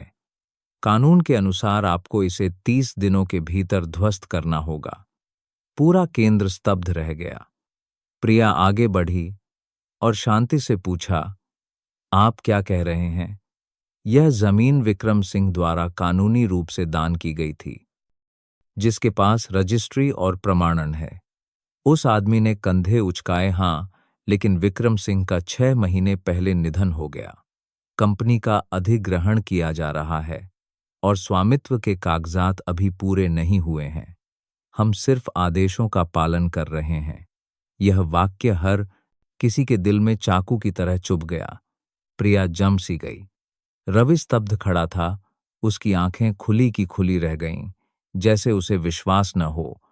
वह घमंडी पिता जो चुपचाप बदल गया था, चुपचाप चला गया था और उन्हें पता भी नहीं चला। एक पल की खामोशी के बाद रवि ने अपनी मुट्ठी भींच ली। नहीं, यह हमारा घर है। यह एकमात्र जगह है जहां गरीबों को भगाया नहीं जाता। उसकी आवाज बारिश के शोर के बीच गूंजी, दृढ़ और परिपक्व। उस आदमी ने उसे आधी अवमानना और आधी दया से देखा। मैं सिर्फ अपना काम कर रहा हूं। अगर तुम्हें शिकायत करनी है तो अदालत जाओ। वे चले गए। एक पानी से भरा आंगन और दर्जनों भ्रमित आंखें पीछे छोड़ गए। प्रिया ने आशा को गले लगाया, जो अब 3 साल की थी, और उसे सांत्वना दी। कोई बात नहीं, हमारे पास एक समय कुछ भी नहीं था और हम फिर भी जी गए। अब हम एक साथ हैं, तो डरने की क्या बात है? लेकिन रवि शांत नहीं था। उस रात जब सब सो गए, वह चुपचाप बरामदे में गया। आशा घर लिखे लकड़ी के बोर्ड को देखते हुए, बेटा हल्की बारिश में पुरानी यादें ताज़ा हो गईं। गाड़ियों से भरा चौराहा, बारिश की रात, प्रिया की कमजोर कराह और एक धुंधली याद में माँ के शब्द, बेटा अगर किसी को तकलीफ में देखो तो मुंह मत मोड़ना। उसने बोर्ड को कसकर पकड़ा और फुसफुसाया, मैं किसी को भी इस जगह को छीनने नहीं दूंगा। अगली सुबह रवि सीधे उदय निर्माण कंपनी की इमारत में गया। उसने एक साधारण स्कूल की वर्दी पहनी हुई थी और उसके हाथ में कुछ पुराने कागज थे। वसीयत की एक फोटोकॉपी जो प्रिया को मिली थी। रिसेप्शनिस्ट ने उसे देखकर सिर हिलाया, क्या अपॉइंटमेंट है? नहीं तो तुम डायरेक्टर से नहीं मिल सकते। मैं बस कुछ शब्द कहना चाहता हूं, यह बहुत जरूरी है। अगर वह सुनेंगे तो शायद वह समझ जाएंगे। रिसेप्शनिस्ट झिझकी और आखिरकार इंटरकॉम दबाया। थोड़ी देर बाद एक सचिव ने उसे 15वीं मंजिल पर आमंत्रित किया। विशाल कांच के कमरे में वही युवा आदमी मेज पर बैठा था। उसकी आंखें स्टील की तरह ठंडी थीं। फिर से तुम समय बढ़ाने की भीख मांगने आए हो? नहीं, मैं आपको यह बताने आया हूं कि वह जगह सिर्फ जमीन नहीं है, वह मेरा और कई अन्य लोगों का घर है। वह आदमी हंसा, तुम जमीन और कानून के बारे में क्या जानते हो? यह व्यवसाय है, दान नहीं। रवि ने सीधे देखा, उसकी आवाज दृढ़ थी। मैं जानता हूं, लेकिन मैं एक और बात भी जानता हूं। कुछ चीजें पैसे से बनाई जा सकती हैं, लेकिन वे केवल विश्वास पर टिकी रहती हैं। प्रिया आंटी के पिता विक्रम सिंह ने मुझे यह सिखाया। इस वाक्य ने उस आदमी को चौंका दिया। उसकी आंखों में एक पल की झिझक थी। रवि ने कागज मेज पर रख दिया। यह विक्रम सिंह द्वारा हस्ताक्षरित वसीयत है। आशा घर समुदाय को दान की गई संपत्ति है, यह कंपनी का हिस्सा नहीं है। उस ले बांस सेट आदमी ने उसे लिया, उसे देखा और बहुत देर तक चुप रहा। रवि ने सिर झुकाया और धीरे से कहा, आपको मुझ पर विश्वास करने की जरूरत नहीं है, लेकिन कृपया एक बार बच्चों को देखने आइए। आप समझ जाएंगे कि मैं उन्हें फिर से अपना घर क्यों नहीं खोने दे सकता। बिना जवाब का इंतजार किए रवि मुड़ गया, लेकिन दरवाजा बंद होने से पहले उस आदमी ने एक गहरी खुरदरी आवाज में कहा, तुम्हारा नाम क्या है? रवि। नुएनमिन। दरवाजा बंद हो गया, कमरे में खामोशी छोड़ गया। वह आदमी वसीयत पकड़े हुए था, कांच की खिड़की से देख रहा था, जहां बारिश सफेद चादर की तरह गिर रही थी। वहां कुछ था जो अभी अभी शक्ति की ठंडी स्टील की परत को भेद गया था। एक कमजोर लेकिन सच्ची रोशनी की किरण। उस मुलाकात के एक हफ्ते बाद आशा घर अभी भी चिंता में डूबा हुआ था। बेदखली का नोटिस अभी तक वापस नहीं लिया गया था और समय सीमा सिर्फ 3 दिन दूर थी। केंद्र में हर कोई बेचैन था। छोटे बच्चे अभी भी पढ़ने की कोशिश कर रहे थे, लेकिन हर बार जब वे गेट के सामने लगे चेतावनी के बोर्ड को देखते तो वे डर से चुप हो जाते। रवि इसके विपरीत पहले से कहीं ज्यादा व्यस्त था। दिन में वह मदद के लिए हर जगह भागता और रात में वह प्रिया के साथ कागजात की जांच करता। कई लोगों ने सलाह दी, छोड़ो रवि, यह जमीन उनकी है, हम गरीब लोग क्या कर सकते हैं? लेकिन वह बस एक छोटी दृढ़ आवाज में मुस्कुराता, मेरे पास एक समय कुछ भी नहीं था, इसलिए मैं एक छत की कीमत जानता हूं। अगर यह जगह चली गई तो बच्चे फिर से सड़क पर आ जाएंगे। मैं ऐसा नहीं होने दूंगा। उस दिन रवि बरामदे में बैठा था, कुछ जंग लगी टिन की छतों की मरम्मत कर रहा था और विक्रम सिंह के बारे में सोच रहा था।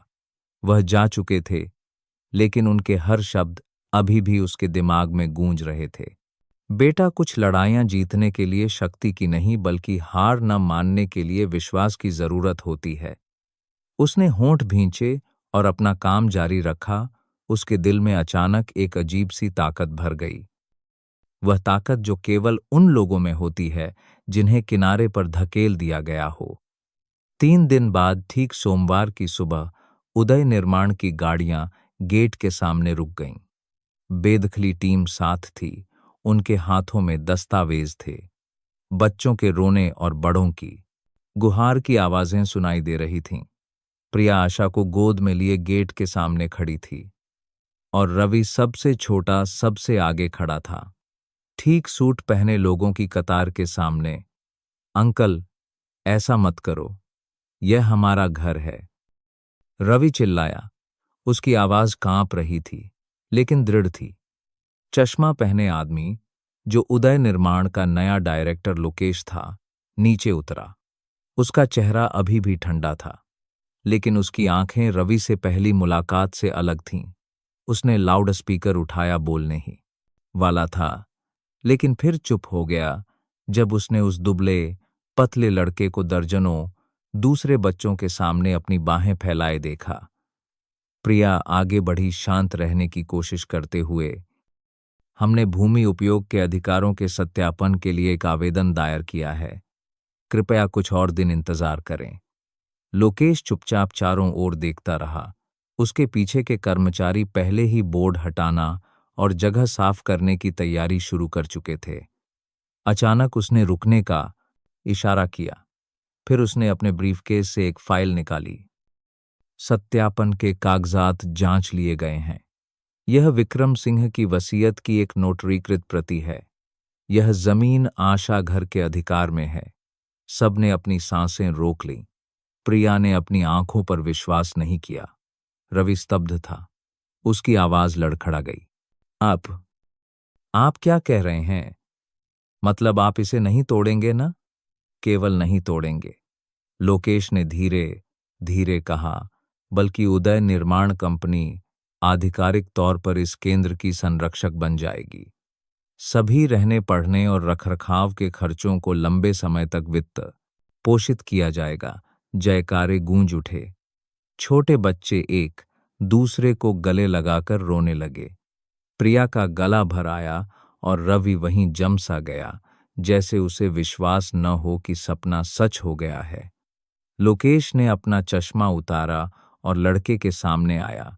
जिस दिन तुम मुझसे मिलने आए थे, मैंने सोचा था कि तुम भोले हो, लेकिन फिर मैंने विक्रम सिंह, उनकी बेटी और तुम्हारे बारे में पता लगाया।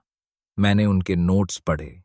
उन्होंने एक बार लिखा था, अगर एक दिन मैं नहीं रहा तो मेरी एकमात्र उम्मीद वह लड़का है जिसे मैं कभी बेटा नहीं कह पाया, जिसे मैं अपना नहीं सका। हवा जैसे रुक गई। प्रिया चौंक गई।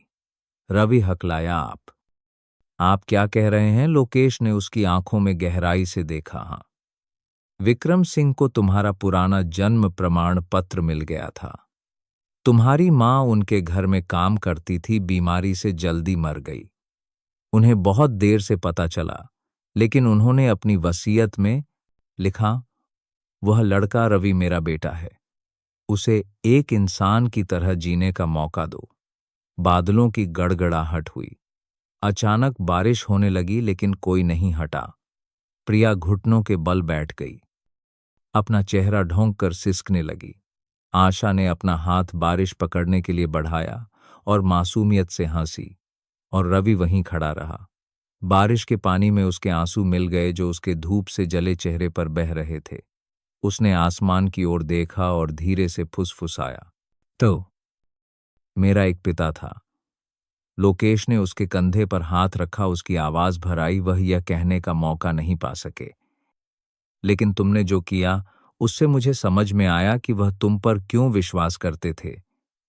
तुमने न केवल उनकी बेटी को बचाया, बल्कि तुमने उस सबसे अच्छी चीज को भी बचाया जो उन्होंने कभी बनाई थी, मानवता। बारिश अभी भी हो रही थी, लेकिन अब किसी को डर नहीं था। पानी की बूंदें अब कई महीनों के कड़वे दिनों को धो रही थीं। प्रिया ने रवि को कसकर गले लगा लिया। तुमने सिर्फ मुझे नहीं बचाया, तुमने मेरे पूरे परिवार को बचाया। रवि मुस्कुराया, उसकी आंखें चमक रही थीं। मैंने सिर्फ वही किया जो मेरी माँ ने मुझे सिखाया था। अगर कोई गिरता है तो अपना हाथ बढ़ाओ, चाहे सिर्फ एक बार के लिए ही क्यों न हो। बारिश धीरे धीरे थम गई। शाम की रोशनी बादलों से छनकर आशा घर के लकड़ी के बोर्ड पर पड़ी, जो अब पहले से कहीं ज्यादा चमक रहा था। उस रोशनी में रवि, प्रिया, आशा और यहां तक कि लोकेश ने भी एक दूसरे को देखा। उस शांतिपूर्ण पल में, जिसके बारे में 3 साल पहले किसी ने सपने में भी नहीं सोचा था। एक बेघर बच्चे ने अपना परिवार पा लिया था। एक जिसे निकाल दिया गया था, उसने विश्वास पा लिया था। और एक जो कभी ठंडा था, अब मानवता के सामने सिर झुकाना जानता था। उस मेकाइस पा लिया था। बड़ी घटना के 3 साल बाद आशा घर पूरे शहर का प्रतीक बन गया था। पुरानी नहर के किनारे एक छोटे से घर से, जिसे कभी ध्वस्त करने की धमकी दी गई थी, अब यह एक आधुनिक सामुदायिक परिसर था, जिसमें कक्षाएं, एक सब्जी का बाग, एक पुस्तकालय और मुफ्त व्यावसायिक प्रशिक्षण कार्यशालाएं थीं। दीवारें गर्म पीले रंग की थीं, खिड़कियां हवा के लिए चौड़ी थीं। गेट पर पुराना लकड़ी का बोर्ड अभी भी लगा हुआ था। आशा घर शब्द अभी भी धुंधले थे, लेकिन जो भी गुजरता वह सम्मान में सिर झुकाता। रवि अब 17 साल का एक सादी सफेद शर्ट और पैंट पहने हुए था। बाल बड़े करीने से कटे हुए थे, लेकिन उसकी आंखें अभी भी उतनी ही साफ और चमकदार थीं। वह अब सिर्फ कबाड़ उठाने वाला बच्चा नहीं था, वह केंद्र का संचालक था। सैकड़ों बच्चों का प्रतिनिधि था जो कभी खो गए थे और अब जिंदगी में वापस आ गए थे। प्रिया अब केंद्र की मानद निदेशक थी। अभी भी हवेली में रहती थी, लेकिन हर सुबह बच्चों को जीवन कौशल की कक्षाएं देने आती थी। छोटी आशा अब 6 साल की आंगन में दौड़ती रहती, हमेशा रवि को भाई कहती। और लोकेश उस घटना के बाद उदय निर्माण के निदेशक पद से हटकर केंद्र के लिए एक पूर्णकालिक विकास सलाहकार बन गया था। वह आदमी जो कभी ठंडा था, अब एक सादी शर्ट पहनता था और हर शाम एक पुराने बरगद के पेड़ के नीचे रवि के साथ शतरंज खेलता था। एक शुरुआती गर्मी की सुबह शहर के टेलीविजन चैनल के एक रिपोर्टर आशा घर मॉडल पर एक डॉक्यूमेंट्री फिल्माने आए। युवा रिपोर्टर, जिसका नाम श्रुति था, हलचल भरे दृश्य को देखकर गर्मजोशी से मुस्कुराई। बच्चे किताबें पढ़ रहे थे, बड़े लोग सब्जियां उगा रहे थे और युवा बिजली, सिलाई और खाना पकाने का प्रशिक्षण ले रहे थे। उसने रवि से पूछा, क्या तुमने कभी सोचा था कि एक दिन तुम उस जगह के मुखिया बनोगे जो कभी तुम्हारा अस्थायी घर था? रवि धीरे से मुस्कुराया। उसकी आवाज हवा की तरह हल्की थी। मैं कोई मुखिया नहीं हूं, मैं बस अपना पुराना वादा निभा रहा हूं, इस जगह की रक्षा करना ताकि कोई पीछे न छूटे। श्रुति ने भावुक होकर सिर हिलाया। उसने चुपचाप उस लड़के को देखा जो कभी सड़क पर रहता था, अब एक परिपक्व व्यक्ति की तरह बात कर रहा था। फिर उसने पूछा, अगर तुम बाहर के निराश लोगों को एक संदेश दे सकते तो तुम क्या कहोगे? रवि ने ऊपर देखा। उसकी आंखें सूरज की रोशनी को परावर्तित कर रही थीं। मैं बस एक बात कहना चाहता हूं, जब पूरी दुनिया तुमसे मुंह मोड़ ले तो यह मत मानना कि तुम बेकार हो, क्योंकि कभी कभी वही लोग जिन्हें भुला दिया जाता है, वे दूसरों की जिंदगी बदल देते हैं। यह पूरा ले जाराई वाक्य अंतरिक्ष में गूंज उठा, जैसे एक ठंडी हवा का झोंका, उन आत्माओं को शांत करता हुआ जो कभी घायल हुई थीं। फिल्मिंग क्रू कुछ सेकंड के लिए चुप रहा, फिर सबने सिर हिलाया। वह पल सुंदर और शक्तिशाली था। उस दोपहर रवि प्रिया और लोकेश के साथ नए कॉम्प्लेक्स का दौरा करने गया, जहां केंद्र का विस्तार हो रहा था, जो दूसरे राज्यों से आने वाले आवारा बच्चों के लिए एक आश्रय था। सूर्यास्त के नीचे बच्चों की हंसी आंगन में गूंज रही थी। एक छोटा लड़का, लगभग 8 साल का, उलझे हुए बालों वाला, हाथ में कुछ डिब्बे लिए एक प्लास्टिक का थैला पकड़े झिझकते हुए गेट के बाहर खड़ा था। रवि आगे बढ़ा और एक जानी पहचानी मुस्कान के साथ मुस्कुराया। वह मुस्कान जो प्रिया ने सालों पहले अपनी निराशा में देखी थी। क्या तुम अंदर आकर खेलना चाहते हो? लड़के ने झिझकते हुए कहा। क्या यहाँ खाना मिलता है? हाँ, मिलता है। यहाँ हर किसी को खाना मिलता है, जब तक तुम हार न मानने का वादा करो। लड़के ने बड़े भाई को अपनी गोल आंखों से देखा, फिर हौंसते हुए आंगन में भाग गया। इस दृश्य ने प्रिया को रुला दिया। लोकेश मुड़ा और रवि को देखकर धीरे से कहा, तुम अपने पिता की तरह बहुत हो। रवि चुपचाप मुस्कुराया। उसने ऊपर देखा। आशा घर का बोर्ड शाम की धूप में चमक रहा था। उस पल उस पिता की याद जो केवल वसीयत के पन्नों पर मौजूद था, जैसे जिंदा हो गई। उसे लगा कि वह अभी भी उनकी आवाज कहीं गूंजती हुई सुन सकता है। अगर तुम मानवता को बनाए रख सकते हो तो चाहे तुम कितने भी गरीब क्यों न हो, तुम सबसे अमीर व्यक्ति होगे। उस रात जब सब सो गए, रवि आंगन में गया। आकाश में हजारों तारे कारतराहा दातता है टिमटिमा रहे थे। उसने अपनी जेब से एक पुराना कागज का टुकड़ा निकाला, वही कागज जिस पर उसने लिखा था, मेरा एक घर होगा, बस किसी को मुझ पर विश्वास करने की जरूरत है। अब कागज के कोने मुड़े हुए थे, लेकिन हर शब्द अभी भी साफ था। रवि ने उसे एक छोटे कांच के फ्रेम में रखा और उसे केंद्र के मुख्य अध्ययन कक्ष में लटका दिया। नीचे उसने एक दृढ़ लिखावट में जोड़ा, और अब मुझे विश्वास है, मेरे पास न केवल एक घर है बल्कि एक परिवार भी है। अगले दिन आशा घर के बारे में खबर प्रसारित हुई। एक लड़के की कहानी जो कभी कचरे पर रहता था, जिसने एक गर्भवती महिला को बचाया और फिर एक केंद्र का संस्थापक बन गया, सोशल मीडिया पर फैल गई। हजारों भावुक टिप्पणियां आईं। कई लोग मदद करने, दान करने और व्यावसायिक प्रशिक्षण देने आए। लेकिन जिस चीज ने रवि को सबसे ज्यादा खुश किया, वह प्रसिद्धि नहीं थी, बल्कि हर दोपहर उन बच्चों को देखना था जो कभी भूखे और फटेहाल थे, अब मुस्कुराना सीखना और सपने देखना जानते थे। और शायद कहीं ऊपर विक्रम सिंह भी मुस्कुरा रहे होंगे, क्योंकि उनका अधूरा सपना एक ऐसी दुनिया का जो धन, गरीबी, पूर्वाग्रह और लालच से बंटी न हो, अब उनके अपने ही त्यागे हुए बेटे द्वारा एक प्रकाश से भरे दिल से आगे लिखा जा रहा था।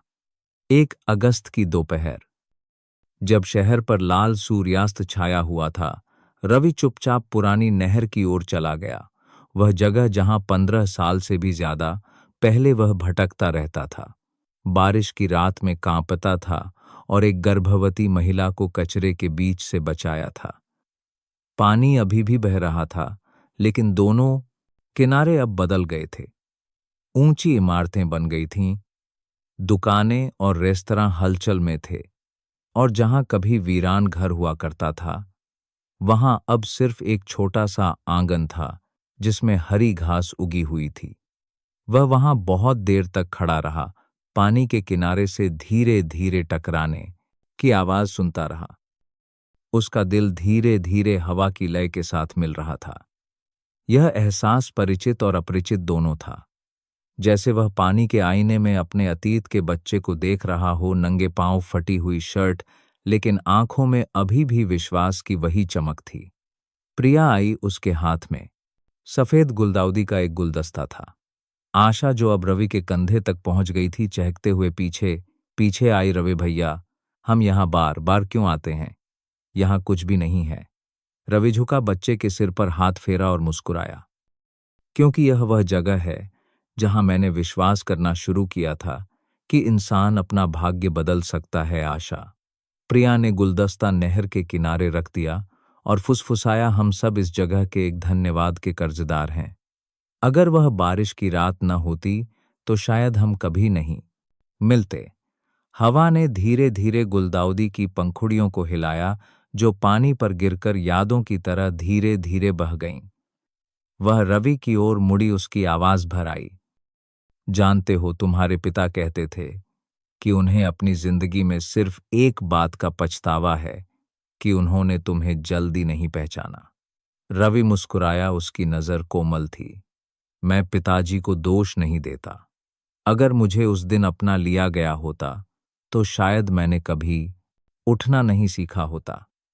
पिताजी चले गए, लेकिन मुझे विश्वास है कि वह जहां भी हैं मुझे देख रहे हैं।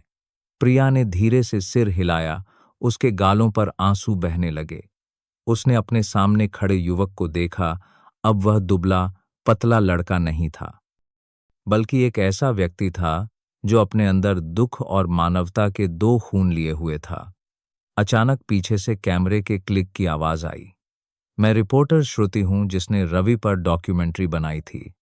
वह मुस्कुराई। माफ करना, मैं परेशान नहीं करना चाहती थी, लेकिन मैं यह तस्वीर लेना चाहती थी। रोशनी सुंदर है और इस पल में कुछ बहुत वास्तविक है। रवि ने सिर हिलाया। वह प्रिया और आशा के बीच खड़ा था। उसके पीछे शाम की रोशनी में चमकती नहर थी। लेकिन जब क्लिक की आवाज आई तो उस फ्रेम में सिर्फ 3 लोग नहीं थे, बल्कि 3 पीढ़ियां थीं जो ठीक हुए घावों से जुड़ी हुई थीं। उस रात रवि केंद्र में लौट आया। अपने ऑफिस में उसने नई तस्वीर को अपने पुराने कागज के बगल में लटका दिया। मेरा एक घर होगा, बस किसी को मुझ पर विश्वास करने की जरूरत है। नीचे उसने एक छोटा एक सारे करना का अपने पुराने कागज के बगल में लटका दिया। सा वाक्य जोड़ा, और अगर तुम में दूसरों पर विश्वास करने का साहस है तो तुम्हारा हमेशा एक परिवार होगा। बाहर बच्चों की हंसी गूंज रही थी। प्रशिक्षुओं का एक समूह आने वाले सालगिरह समारोह के लिए एक गीत का अभ्यास कर रहा था। गीत का नाम बारिश में रोशनी था, जिसे खुद रवि ने लिखा था, जो उन छोटे लोगों की यात्रा के बारे में था जिन्होंने अच्छी चीजों में विश्वास करने की हिम्मत की। चाहे रात कितनी भी लंबी क्यों न हो, बस एक दीपक के साथ हम एक दूसरे को दुनिया के बीच में ढूंढ लेंगे। प्रिया दरवाजे के बाहर खड़ी थी। उसकी आंखें नम थीं। लोकेश पीछे से आया और धीरे से कहा, शायद विक्रम सिंह यह गीत कहीं सुन रहे होंगे। मुझे विश्वास है, उसने धीरे से जवाब दिया मुस्कुराते हुए, क्योंकि मानवता की रोशनी कभी नहीं बुझती। रवि मुड़ा, दोनों को देखा और फिर गाते हुए बच्चों को देखा। उसने अपने दिल में एक अजीब सी शांति महसूस की। कोई नफरत नहीं, कोई डर नहीं, बस एक चीज थी, कृतज्ञता। उसने धीरे से कहा, जैसे रात में एक वादा भेज रहा हो, एक समय मुझे किसी की अच्छाई ने बचाया था। अब मैं अपनी पूरी डर कोसने पी कार एड जिंदगी इसे आगे बढ़ाने में लगा दूंगा। खिड़की के बाहर बारिश धीरे धीरे शांति से गिरने लगी, लेकिन इस बार कोई नहीं छिपा, कोई नहीं कांपा। सब लोग आंगन में बाहर आए ताकि बारिश की बूंदें उनके चेहरों को छुएं, एक नए जीवन की तरह ताजा। रवि ने सिर बो उठाया। सड़क की रोशनी उसकी आंखों में परावर्तित हो रही थी। वहां उस कबाड़ उठाने वाले लड़के की परछाई थी, अभी भी वही, लेकिन मजबूत, उज्ज्वल और आशा से भरा हुआ। कहानी आंसुओं से नहीं, बल्कि रोशनी से समाप्त हुई। वह रोशनी जो सबसे अंधेरी बारिश में पैदा हुई थी, क्योंकि केवल जब इंसान का दिल विश्वास करना, प्यार करना और माफ करना जानता है, तो कोई भी रात हमेशा के लिए नहीं होती। आशा घर के उद्घाटन के 3 साल बाद शहर बहुत बदल गया था, लेकिन एक चीज वैसी ही रही। हर सुबह केंद्र का गेट नए चेहरों का स्वागत करने के लिए खुलता। वे लोग जिन्हें जिंदगी ने गिरा दिया था, अब एक नई शुरुआत करने के लिए आते। रवि अब 20 साल का, अभी भी दुबला, लेकिन लंबा और मजबूत था। उसका चेहरा कोणीय था और उसकी आंखें शांत थीं, जैसे कोई जो कई तूफानों से गुजरा हो। लेकिन भले ही कई संगठनों ने उसे काम पर रखने की पेशकश की, उसने केंद्र में ही रहना चुना। उसने बस इतना कहा, यह जगह मेरा घर है, मैं बस कुछ और बीज बोना चाहता हूं। केंद्र में अब 50 से ज्यादा युवा प्रशिक्षु थे, आवारा पूर्व, अपराधी और यहां तक कि कुछ विकलांग भी। रवि उच्च ज्ञान नहीं सिखाता था, वह खुद पर विश्वास करना, असफलता से उठना सिखाता था। वह अक्सर बच्चों से कहता था, कोई भी उड़ना सीख कर पैदा नहीं होता, लेकिन हर किसी के पास पंख होते हैं, बस विश्वास करो और हवा आएगी। एक पतझड़ की सुबह 16 साल की एक युवा लड़की जिसका नाम माया था, केंद्र में आई। वह गेट के पास सिकुड़ी हुई बैठी थी। उसके कपड़े भीगे हुए थे और शरीर पर चोट के निशान थे। रवि बाहर आया, उसे एक तौलिया और दूध का एक डिब्बा दिया। तुम कहां से आई हो? माया ने सिर झुकाकर धीरे से कहा, मुझे घर से निकाल दिया गया। मुझे नहीं पता कि कहां जाऊं, तो तुम सही जगह पर आई हो। उस रात रवि उसे अंदर ले गया, एक बिस्तर की व्यवस्था की, उसे खाना खिलाया और फिर उसे प्रिया की देखभाल में सौंपन दिया। उस रात जब वह जांच कर रहा था, तो उसने माया को बरामदे में अकेले बैठे देखा। उसकी आंखें दूर देख रही थीं। उसने धीरे से पूछा, माया, सो क्यों नहीं रही हो? मुझे डर है कि कल वे मुझे पकड़ने आएंगे। यहां किसी को नहीं पकड़ा जाता। रवि ने दृढ़ता से कहा, यहां सिर्फ एक नियम है, विश्वास करो कि तुम एक सम्मानजनक जीवन जीने के लायक हो। माया रो पड़ी। उसने हवा की तरह धीरे से कहा, अगर आपने मुझ पर विश्वास नहीं किया होता तो शायद मैं जिंदा नहीं रहती। रवि उसके बगल में बैठ गया और धीरे से जवाब दिया, एक समय किसी ने मुझ पर भी ऐसे ही विश्वास किया था। अब मेरी बारी है तुम पर विश्वास करने की। उस दिन से माया वहीं रही। उसने सिलाई सीखी, पढ़ना लिखना सीखा और धीरे धीरे लड़कियों के हॉस्टल का प्रबंधन करने में रवि की मदद करने लगी। एक दिन एक छोटी सी कक्षा में उसने रवि को देखा और पूछा, रवि भैया, आप हमेशा इतने शांत कैसे रहते हैं? मैंने देखा है कि कोई आपको अपमानित करे या गाली दे, आप फिर भी मुस्कुराते हैं। क्योंकि मैं वह व्यक्ति था जिसे सबसे ज्यादा गालियां दी जाती थीं। रवि ने जवाब दिया। उसकी आंखों में एक कोमल मुस्कान थी। जब आप समझते हैं कि तिरस्कृत होना कैसा होता है, तो आप किसी और के साथ ऐसा नहीं करना चाहेंगे। यह सरल सा जवाब था, लेकिन इसने माया को चुप करा दिया। उसने महसूस किया कि सच्ची मानवता दया नहीं है, बल्कि दूसरों के दर्द को समझना और फिर भी कोमल होना चुनना है। उसी साल आशा घर को उत्कृष्ट सामुदायिक पुरस्कार से सम्मानित किया गया और रवि को सम्मान समारोह में बोलने के लिए आमंत्रित किया गया।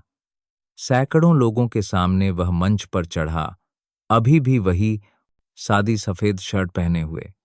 उसने उपलब्धियों के बारे में बात नहीं की, नहीं अपने बारे में।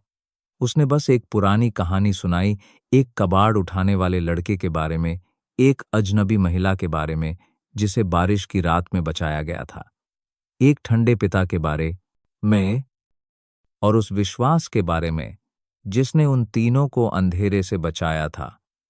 अगर आप अंधेरे में हैं तो डरो मत, क्योंकि रोशनी कहीं दूर से नहीं आती, वह आपके दिल में ही है।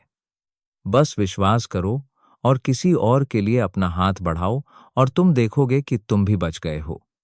तालियों की गड़गड़ाहट हुई, कई लोगों ने आंसू बहाए। प्रिया मेहमानों की पंक्ति में बैठी थी, उसके गालों पर आंसू थे और लोकेश ने धीरे से सिर हिलाया। उसकी आंखों में एक पिता का गर्व था जो अगली पीढ़ी को सौंपा गया था। जब समारोह समाप्त हुआ तो रवि नीचे उतरा और देखा कि एक छोटा लड़का एक सूरजमुखी का फूल लिए इंतजार कर रहा है। लड़के ने फूल देते हुए धीरे से कहा, मैंने आपको टीवी पर देखा, मैं आपसे मिलना चाहता था। मैं भी आपकी तरह पहले कबाड़ उठाता था। रवि झुका, फूल लिया और लड़के के सिर पर हाथ फेरा। तो याद रखना, सूरजमुखी तभी खिलता है जब वह सूरज की ओर मुंह करता है। तुम भी वैसे ही हो, बस सिर ऊंचा रखो और रोशनी तुम्हें ढूंढ लेगी। लड़का मुस्कुराया। उसकी मुस्कान उतनी ही साफ थी जितनी सालों पहले रवि की थी। उस पल रवि को एक बात समझ में आई, हर दर्द अगर सही तरीके से जिया जाए तो किसी अच्छी चीज के लिए एक बीज बन सकता है। देर शाम रवि केंद्र में लौट आया। उसने आंगन में खेलते हुए बच्चों को देखा। उनकी हंसी पक्षियों की चहचहाहट में मिल रही थी। उसका दिल अजीब तरह से शांत था। उसने सोचा कि शायद उसने अपनी माँ, अपने पिता और खुद से किया वादा पूरा कर लिया है, क्योंकि अंत में सबसे चमत्कारी चीज बचाया जाना नहीं, बल्कि दूसरों को बचाने वाला बनना है। साल की आखिरी रात, शहर रोशनी से जगमगा रहा था। सड़कें लोगों से भरी हुई थीं और आकाश में आतिशबाजी की आवाज गूंज रही थी। आशा घर में सब लोग आंगन में इकट्ठा हुए थे, वार्षिक समापन समारोह की तैयारी कर रहे थे। गेट के बीच में एक बड़ा बैनर लटका हुआ था, 15 साल बारिश में रोशनी, 1000 दिलों की यात्रा। प्रिया मंच पर खड़ी थी, एक शुद्ध सफेद साड़ी में। उसकी आवाज कांप रही थी, लेकिन गर्म थी। पहले दिन इस जगह में सिर्फ 4 टूटी फूटी दीवारें थीं, कुछ भूखे बच्चे और एक छोटा सा विश्वास। आज वह विश्वास मानवता के एक पूरे बगीचे में खिल गया है, और यह सब एक व्यक्ति की वजह से है, जिसने अपने खाली हाथों से शुरुआत की थी। सभी की निगाहें रवि की ओर मुड़ गईं। वह तालियों की गड़गड़ाहट के बीच मंच पर चढ़ा। आतिशबाजी की जगमगाती रोशनी में उसने जाने पहचाने चेहरे देखे। प्रिया, लोकेश, आशा, माया और दर्जनों बच्चे जो कभी उसकी तरह खो गए थे। उसने सिर झुकाकर प्रणाम किया। उसकी आवाज गहरी लेकिन भावनाओं से भरी हुई थी। 15 साल पहले मैं सिर्फ बारिश में खड़ा एक लड़का था। यह नहीं जानता था कि कल कैसे जीऊंगा, लेकिन किसी ने मुझ पर विश्वास किया। किसी ने तब हाथ बढ़ाया जब पूरी दुनिया ने मुंह मोड़ लिया था। और तब से मैंने सीखा कि अगर सिर्फ एक व्यक्ति विश्वास करता है तो हर अंधेरे से बाहर निकलने का एक रास्ता होता है। वह रुका, एक गहरी सांस ली। एक हल्की हवा गुजरी, अपने साथ नम मिट्टी की गंध, यादों की गंध लेकर आई। मैं नहीं चाहता कि कोई मेरा नाम याद रखे। मैं बस चाहता हूं कि लोग आशा घर को याद रखें, क्योंकि यह किसी एक व्यक्ति का काम नहीं है, बल्कि उन दिलों का परिणाम है जो एक दूसरे से प्यार करना जानते हैं। नीचे माया चुपचाप अपने आंसू पोंछ रही थी। उसने रवि को देखा। अब वह कमजोर लड़का नहीं था, बल्कि एक ऐसा आदमी था जो दुनिया के बीच खड़े होकर अपने दिल की सच्चाई से बोलने की हिम्मत रखता था। आतिशबाजी जोर से फटी। आशा मंच पर दौड़कर आई, रवि का हाथ पकड़कर चिल्लाई, रवि भैया, मैं चाहती हूं कि जब मैं बड़ी हो जाऊं तो मैं भी ऐसा ही एक घर खोलूं। रवि धीरे से मुस्कुराया, झुककर पूछा, तुम उस घर का क्या नाम रखोगी? रोशनी घर? क्योंकि वहां हर कोई मुस्कुराता है। पूरा हॉल हौंस पड़ा, लेकिन उस हंसी में आंसू थे, आशा और विश्वास के आंसू। रवि ने आशा को देखा, उसकी आंखों में गर्व भरा हुआ था। उस रात समारोह के बाद रवि चुपचाप पिछले आंगन में गया। दीवार के कोने में अभी भी वह पुराना लकड़ी का बोर्ड लटका हुआ था, जिस पर टेढ़े मेढ़े अक्षरों में लिखा था, मेरा एक घर होगा, बस किसी को मुझ पर विश्वास करने की जरूरत है। उसने धीरे से हाथ फेरा, एक हल्की मुस्कान खिली। आकाश में एक टूटता तारा चमका और रात में विलीन हो गया। पिताजी, उसने फुसफुसाया, मैंने यह कर दिखाया, न केवल अपने लिए बल्कि उन सभी बच्चों के लिए जिनके पास कभी घर नहीं था। एक हल्की हवा गुजरी, कागज के लालटेनों को धीरे धीरे हिलाती हुई, जैसे कहीं बहुत दूर से किसी का जवाब हो। रवि अंदर मुड़ा, आंगन से गुजरा, जहां बच्चे अभी भी हौस खेल रहे थे। रोशनी हर चेहरे पर पड़ रही थी। वह जानता था कि यह यात्रा लंबी और कठिन होगी, लेकिन जब तक एक भी बच्चा कल में विश्वास करता है, तब तक आशा घर चमकता रहेगा। वह दरवाजे पर रुका, धीरे से कहा, जैसे पूरी यात्रा के लिए एक निष्कर्ष हो। इंसान यह नहीं चुन सकता कि वह कहाँ पैदा हुआ है, लेकिन वह यह चुन सकता है कि उसे कैसे याद किया जाए। और अगर मुझे फिर से चुनने का मौका मिले, तो मैं अभी भी उस बारिश से शुरू करना चाहूंगा, क्योंकि हर इंसान के अंदर रोशनी का एक बीज होता है। बस किसी को असार इसलिए विश्वास करने की जरूरत है, और वह सबसे अंधेरी बारिश के बीच भी खिल जाएगा। धन्यवाद आप जो इस कहानी के आखिरी पल तक रुके रहे। अपना समय देने के लिए धन्यवाद, और इससे भी महत्वपूर्ण विश्वास करने के लिए धन्यवाद। विश्वास करने के लिए कि इस जिंदगी में जहां अभी भी बहुत दर्द है, वहां अभी भी ऐसे दिल हैं जो हाथ बढ़ाने को तैयार हैं। आशा घर की कहानी सिर्फ रवि, प्रिया या नहर के किनारे एक छोटे से घर की यात्रा नहीं है। यह हम सभी की यात्रा है, वे लोग जो कभी घायल हुए, कभी खो गए, लेकिन फिर भी विश्वास करना, प्यार करना और सम्मान से जीना चुना। अगर आपकी आंखों में आंसू आए, अगर यह सुनने के बाद आपके दिल में थोड़ी सी भी गर्माहट आई, तो कृपया इस रोशनी को किसी और तक पहुंचाने में मदद करें। एक शेयर के साथ, एक सकारात्मक टिप्पणी के साथ, या बस असल जिंदगी में एक छोटे से काम के साथ किसी ऐसे व्यक्ति के लिए जिसे विश्वास की जरूरत है। क्योंकि हर बार जब आप अच्छाई का एक बीज बोते हैं, तो यह दुनिया थोड़ी और रोशन हो जाती है। साथ देने के लिए धन्यवाद। इंसानों पर अभी भी विश्वास करने के लिए धन्यवाद। और अगर किसी दिन आप किसी को बारिश में चलते हुए देखें तो याद रखें, बस एक गर्मजोशी भरी नजर, एक बढ़ा हुआ हाथ। दोस्तों, आप सब कहां से हमारी यह कहानी सुन रहे हैं? आपको यह कहानी कैसी लगी हमें कमेंट में जरूर बताइएगा।